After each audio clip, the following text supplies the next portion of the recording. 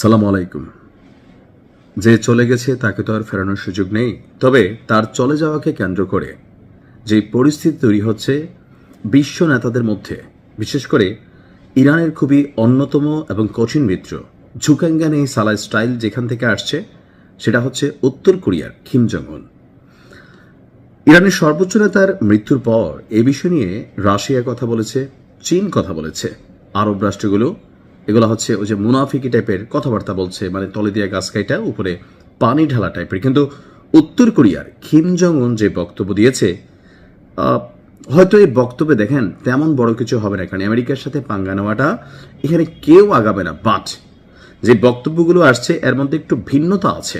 উত্তর কোরিয়ার Kim Jong উনের ইরানের পাশে দাঁড়ানোর ঘোষণা দিয়েছেন কিম জং উন, তবে এখানে সরাসরি সৈন্য প্রেরণ করে অথবা ভিন্নভাবে দাঁড়াবেন নাকি মানে কূটনৈতিকভাবে অথবা ধরেন আন্তর্জাতিক অঙ্গনে উত্তর কোরিয়ার যে কূটনৈতিক চ্যানেল আছে সেই চ্যানেলের মাধ্যমে কথা বলবেন, সেটা আসলে তাদের বিষয়।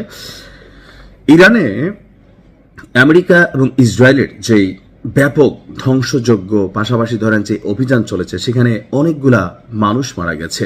শুধুমাত্র যে ইরানের সর্বোচ্চ নেতা বা আইআরজিসি প্রধান অথবা প্রতিরক্ষা মন্ত্রণালয়ের যিনি প্রধান আছেন তিনি মারা গেলেন তা না, একটা স্কুলে সেখানে অভিযানের মাধ্যমে ক্ষেপণাস্ত্র হামলা হয়েছে। 148 জন স্কুল ছাত্রছাত্রী নিহতের খবর এখন পর্যন্ত আসছে। অর্থাৎ বিভিন্ন রকমের হামলা চালাচ্ছে এই কি বলা হয় যে জুটি। তো উত্তর কোরিয়ার রাষ্ট্রীয় গণমাধ্যম কোরিয়ান সেন্ট্রাল নিউজ এজেন্সি বলছে যে মার্কিন যুক্তরাষ্ট্র এবং ইসরায়েল যে অভিযান ইরানে চালিয়েছে সেটা অবৈধ আগ্রাসন। উত্তর কোরিয়ার পররাষ্ট্র মন্ত্রণালয় থেকে যে বক্তব্য আসছে যে উত্তর কোরিয়া মনে করে যে এটা জাতীয় সার্বভৌমত্বের লঙ্ঘন। যুক্তরাষ্ট্রের সম্পৃক্ততা এতদিন অনুমানের মধ্যে ছিল এবং যুক্তরাষ্ট্রের আধিপত্যবাদী এবং গ্যাংস্টার সুলভ স্বভাবের কারণে এই ঘটনাটি ঘটার সুযোগ হল। যুক্তরাষ্ট্র এবং ইসরায়েলের এই আগ্রাসী যুদ্ধ কোনো পরিস্থিতিতেই গ্রহণযোগ্য নয়। এই অংশটা আমার কাছে ভালো লাগছে যে এই যে অভিযান চলছে সেটা নিয়ে সবাই বলছে নিন্দা জ্ঞাপন করা উচিত, কূটনৈতিক চ্যানেলে আলোচনা করা উচিত, কিন্তু উত্তর কোরিয়া বলছে কি এটা কোনোভাবেই গ্রহণযোগ্য নয়।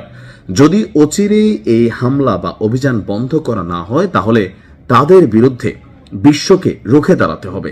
এই যে একটা যুদ্ধ ঘোষণা, এটা হচ্ছে মনস্তাত্ত্বিক যুদ্ধ, কূটনৈতিক যুদ্ধ। সরাসরি ইরানের পক্ষে উত্তর কোরিয়া এবং ইরানের মধ্যে ব্যাপক দূরত্ব আছে। যেমন ধরেন রাশিয়া এবং কি বলা হয় যে যেই যুদ্ধটা হলো ইউক্রেনের মধ্যে, সেখানে উত্তর কোরিয়া সীমান্তবর্তী এরিয়া হওয়ার কারণে বিভিন্ন সময় আপনার ট্রেনের মাধ্যমে, রেলের মাধ্যমে আরও বিভিন্ন পথ ব্যবহার করে রাশিয়াকে ব্যাপক সাপোর্টিং দিয়েছে। কিন্তু এই মুহূর্তে ইরানকে সেই সাপোর্টিংটা দেওয়ার সুযোগ নেই। তবে ভিন্নভাবে ভিন্ন অর্থে যারা এই অভিযানের বিরোধী আছেন তাদেরকে একত্রিত হওয়ার আহ্বান জানিয়েছে আপনার উত্তর কোরিয়ার প্রেসিডেন্ট কিম জং উন। কিম জং উনের ভাষায় যে এই গ্যাংস্টার সুলভ অ্যাক্টিভিটি যদি বন্ধ না হয় তাহলে অচিরেই প্রত্যেককেই এর শিকার হতে হবে। আর বিচ্ছিন্নভাবে এই গ্যাংস্টারদের বিরুদ্ধে লড়াই করে কেউই বিজয়ী হতে পারবে না। এখনই প্রকৃত সময় এই গ্যাংস্টারদেরকে রুখে দেওয়ার। আগামী 48 ঘন্টার মধ্যে যদি যুদ্ধ বন্ধ না হয় তাহলে উত্তর কোরিয়া ভূমিকা নেবে। এতটুকু কথাতে আমার কাছে ভালো লাগছে।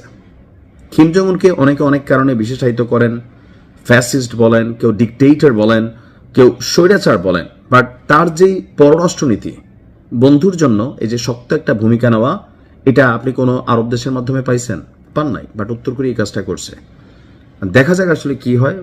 থাকে না যে একটা মানুষ যখন সাঁতার জানে না কিন্তু নদীতে ডুবে যাচ্ছে, তো ওই সময় হয় কি ছোট একটা কচুরি পানও যদি তার দিকে ভাইসা আসে, সে এটাকে ধইরা বাঁচার চেষ্টা করে, যদিও এটা একটা ব্যর্থ চেষ্টা, কিন্তু ওই মুহূর্তে এটাকে তার কাছে বেঁচে থাকার একমাত্র রাস্তা হিসাবে মনে হয়। তো আমরা যারা আছি ইরানের ফ্যান ফলোয়ার, আমরা জানি যে আমরা একটা সাগরের মধ্যে ভাসছি, সেখানে উত্তর কোরিয়ার কিম জং উনের বক্তব্যটা, অবস্থানটা হয়তো একটা কচুরি পানার মতন, তারপরেও ভালো লাগছে। ভালো থাকুন, আসসালামু আলাইকুম।